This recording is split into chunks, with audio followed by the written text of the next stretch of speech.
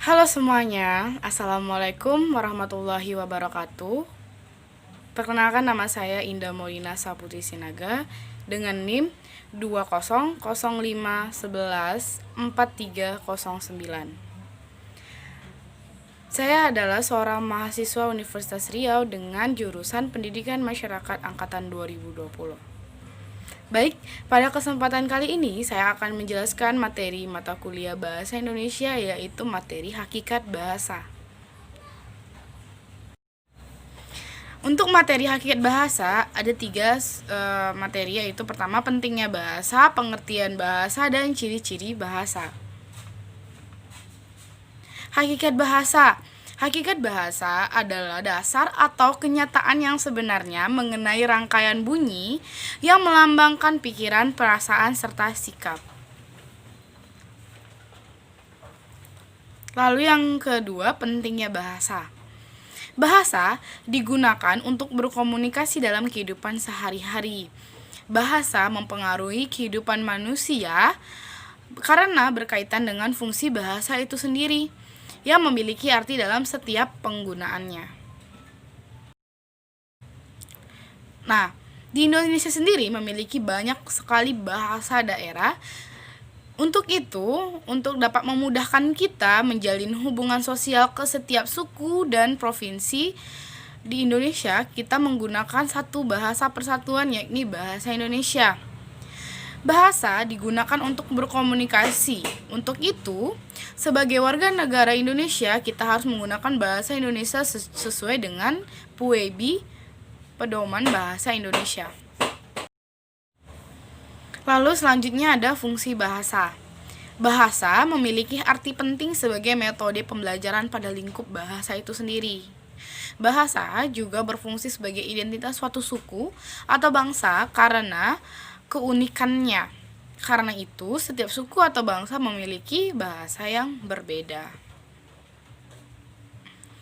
Lalu, apa itu bahasa? Pengertian bahasa. Dalam Kamus Besar Bahasa Indonesia, pengertian bahasa Indonesia secara umum dapat didefinisikan sebagai lambang. Namun, secara istilah, bahasa Indonesia disebut sebagai alat komunikasi yang berupa sistem lambang yang dihasilkan oleh alat ucap pada manusia.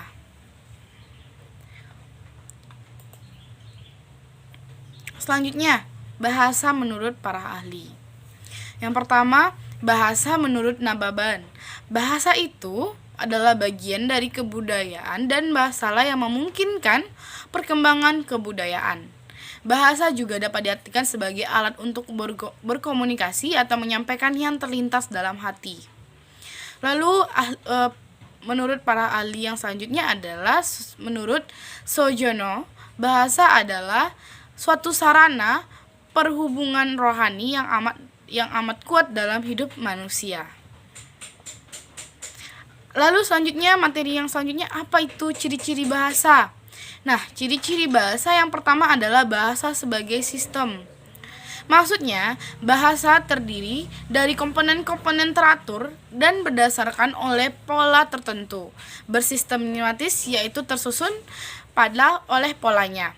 Contohnya, saya, polanya sistematis dan memiliki makna. Lalu, jika dibalikan menjadi yasa, maka kata itu tidak sistematis dan tidak memiliki makna atau tidak memiliki arti. Lalu yang kedua, bahasa sebagai lambang. Lambang-lambang bahasa diwujudkan dalam bentuk bunyi yang berupa satuan-satuan bahasa seperti kata maupun gabungan kata. Nah, contohnya itu ada dalam bendera merah putih. Lalu yang kedua, bendera merah putih, yang dimana merah artinya berani dan putih artinya suci. Yang keempat, ada bahasa mempunyai makna. Seperti yang dijelaskan sebelumnya, bahwa bahasa itu adalah sistem lambang, maka karena itu lambang-lambang itu mengacu pada suatu konsep, ide, atau pikiran. Maka bisa dikatakan bahwa bahasa itu memiliki makna. Contohnya adalah kuda berkaki 4, binatang peliharaan yang menjadi alat transportasi. Jadi kata kuda memiliki banyak makna. Bahasa bersifat arbiter. Arbiter yaitu sembarang, sewenang-wenang, maka suka berubah-ubah. Maksudnya ialah tidak ada hubungan wajib antara lambang bahasa dengan konsep maupun pengertian yang dimaksud lambang tersebut.